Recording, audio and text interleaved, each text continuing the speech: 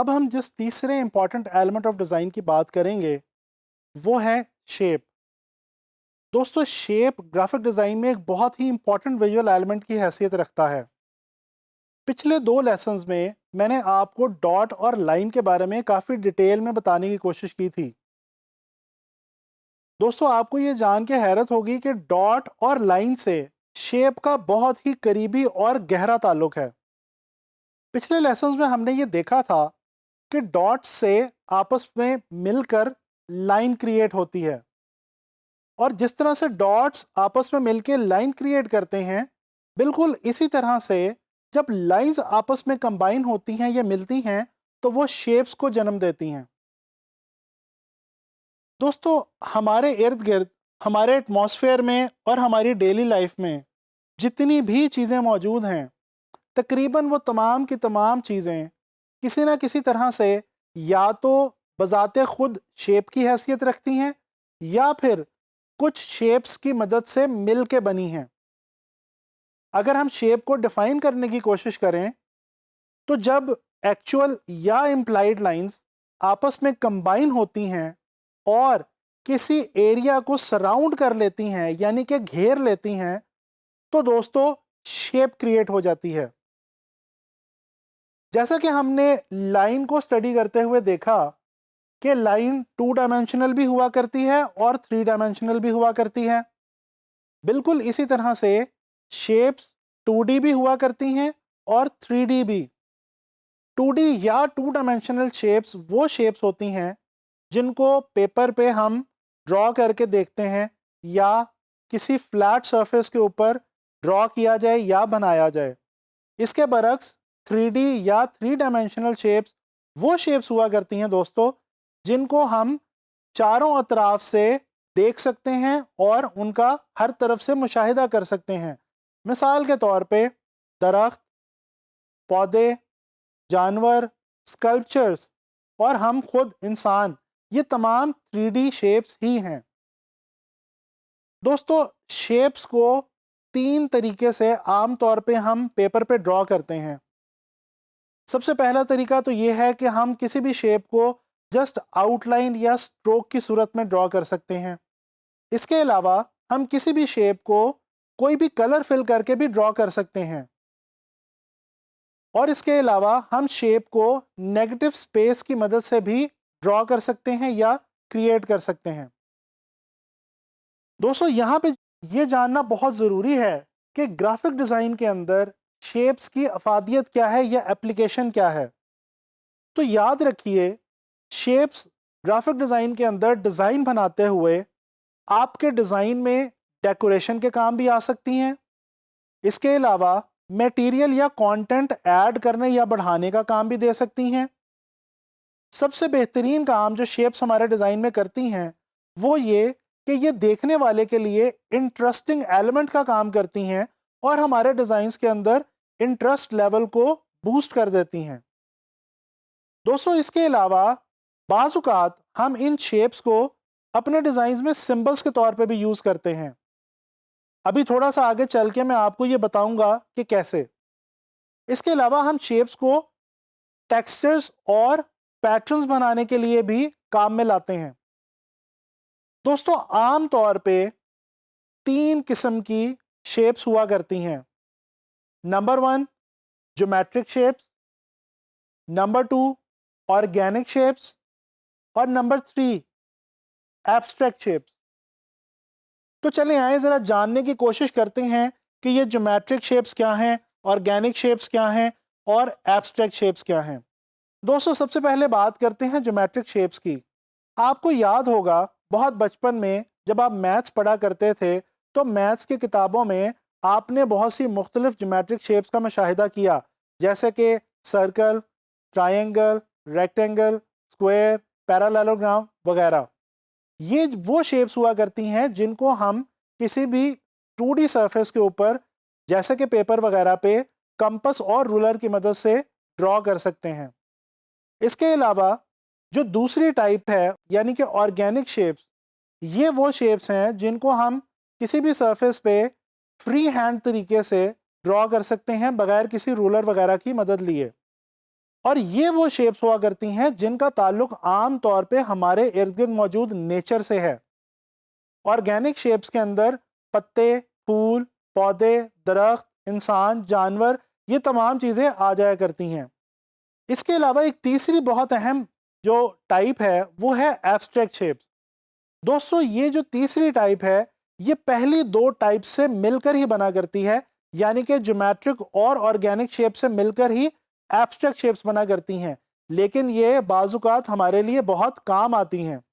जैसे कि अभी थोड़ी देर पहले मैंने आपको बताया कि शेप्स की मदद से हम सिंबलिज्म का काम भी लिया करते हैं। तो दोस्तों, मैं आपको एक मिसाल देता हूँ। आप लोगों ने कभी किसी भी जगह पे पब्लिक टॉयलेट्स तो यूज़ किए होंगे। उनके दरवाज़ों पे आपने लेडीज़ और जेंट्स के दो ये साइन देखे होंगे। दोस्तों, ये जो साइंस हैं ये डेफिनेटली शेप ही है और ये ज्योमेट्रिक और ऑर्गेनिक शेप से मिलकर बनी है, लेकिन ये एब्स्ट्रैक्ट शेप है और ये एक सिंबल के तौर पे यूज़ की जाती है। अगर इससे मज़ीद आगे बढ़ के हम शेप्स के विजुअल मीनिंग के बारे में बात करें तो दोस्तों, ये बहुत ही मज़े की बात है कि तमाम शेप्स जो हमारे इर्द गिर्द मौजूद हैं उनकी डिज़ाइन और विजुअल के हवाले से ख़ास अफादियत है और हर शेप का विजुअल डिज़ाइन के अंदर कुछ ख़ास मीनिंग हुआ करता है। मिसाल के तौर पे हम डिस्कस करते हैं जो चार सबसे बेसिक ज्योमेट्रिक शेप्स हमारे पास हैं, जैसे कि सर्कल, ट्रायंगल, रेक्टेंगल और स्क्वायर। जानने की कोशिश करते हैं कि इन चारों शेप्स की विजुअल डिज़ाइन के लिए क्या एप्लीकेशन हो सकती है या क्या विजुअल मीनिंग हो सकता है। दोस्तों, सबसे पहले बात करते हैं सर्कल की। मेरा आप लोगों से एक सवाल है, क्या आप लोगों ने कभी सोचा है कि क्रिकेट और फुटबॉल में यूज होने वाली बॉल हमेशा राउंड ही क्यों हुआ करती है? या गाड़ियों और बाइक्स में यूज होने वाले व्हील्स यानी कि टायर्स वो भी हमेशा राउंड ही क्यों हुआ करते हैं? जी जनाब, इसका मकसद ये है कि राउंड चीज मूवमेंट या मोशन के काम आती है, इसीलिए ये तमाम चीजें हमेशा राउंड बनाई जाती हैं। तो इससे हमें ये पता चला कि जब हम कोई भी डिज़ाइन बना रहे होंगे और हमें अगर अपने डिज़ाइन में मूवमेंट या मोशन की फील देनी होगी तो हम सर्कुलर शेप्स का सहारा ले सकते हैं। इसी तरह से बात करते हैं ट्रायंगुलर शेप्स की। दोस्तों, रोड्स के ऊपर आप रोड साइंस देखते हैं। आप देखते हैं कि इन डिफरेंट रोड साइंस में एरो का इस्तेमाल बहुत ज़्यादा किया जाता है। एरो एक शेप ही है जिसके एंड पे ट्रायंगुलर शेप का इस्तेमाल किया जाता है। दोस्तों, अगर आप किसी इवेंट पे जाएं तो आप वहां पे डायरेक्शनल साइंस देखते हैं। ये डायरेक्शनल साइंस भी एरो की मदद से ही आपको किसी खास लोकेशन की तरफ डायरेक्ट करने का काम करते हैं। इनके अंदर भी ट्रायंगल का इस्तेमाल किया जाता है। तो अब ज़रा सोच के बताइए कि इस एग्जाम्पल के कॉन्टेक्स्ट में ट्रायंगल जो शेप है इसका क्या विजुअल मीनिंग हुआ? जी बिल्कुल सही। ट्रायंगल की जो शेप है ये डायरेक्शन देने के काम आती है। लिहाजा हमें पता चला कि अगर हमें डिज़ाइन बनाते हुए अपने डिज़ाइन के अंदर डायरेक्शन की सेंस देनी हो तो हम ट्रायंगुलर शेप्स का सहारा ले सकते हैं। चलें बात करते हैं एक ऐसी चीज़ की जिसका इस्तेमाल आप रोज़ाना उस वक्त करते हैं जब आप घर से बाहर निकलते हैं। दोस्तों, तकरीबन हम सभी लोग डेली रोड्स के ऊपर ट्रैवल करते हैं। आपको पता है कि रोड्स की विड्थ इतनी नहीं हुआ करती जितनी उनकी लेंथ हुआ करती है। ऐसा क्यों है? दरअसल रोड्स डिस्टेंस को कवर करने के लिए इस्तेमाल होती हैं। अगर आप रोड्स को ऊपर से देखें तो एरियल व्यू में रोड रेक्टेंगल की शक्ल की दिखेगी। तो इसका मतलब ये हुआ कि रोड्स लेंथ या डायरेक्शन की सेंस देती हैं। लिहाजा अगर हमें अपने डिज़ाइन में कहीं भी लेंथ या डायरेक्शन को शो करना हो तो हम रेक्टेंगुलर शेप्स का सहारा ले सकते हैं। दोस्तों, आखिरी ज्योमेट्रिकल सिंपल शेप की बात करते हैं जो कि है स्क्वायर। कभी आप लोगों में से किसी के साथ ऐसा हुआ है कि आपके किसी दोस्त या रिश्तेदार ने घर नया नया शिफ्ट किया हो, आप उसके घर मेहमान जाएं और उसके घर में कार्टन्स पड़े हों। दोस्तों उन कार्टन्स को दूर से देख के ही आपको यह एहसास होगा कि इनके अंदर कोई चीज़ मौजूद है, कोई वेट मौजूद है।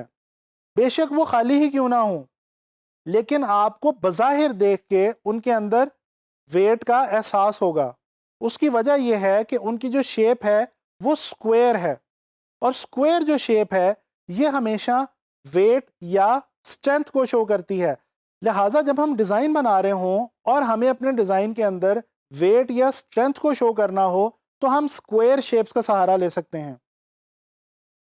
दोस्तों जब हम शेप्स को एक दूसरे से दूर या करीब मूव करके देखते हैं तो बेसिकली हम डिज़ाइन के ही एक प्रिंसिपल प्रॉक्सिमिटी के ऊपर काम कर रहे होते हैं। आने वाले लेक्चर्स में मैं आपसे प्रॉक्सिमिटी के बारे में काफ़ी डिटेल में बात करूंगा। दोस्तों ये जो प्रॉक्सिमिटी का अमल है ये बेसिकली ग्राफिक डिज़ाइन के अंदर मैसेज को कन्वे करना आसान बनाती है। बेसिकली जब हम शेप्स को दूर या नज़दीक करते हैं तो उनके बीच में आपस में एक रिलेशन क्रिएट होता है। यही वो रिलेशन है जिसकी मदद से हम अपने डिज़ाइंस को देखने में अच्छा बना सकते हैं, ईजीली अंडरस्टैंडेबल बना सकते हैं और ऑडियंस को ग्रैब करके रख सकते हैं। दोस्तों शेप्स के हवाले से एंड में मैं आपसे दो एग्जांपल शेयर करना चाहूँगा।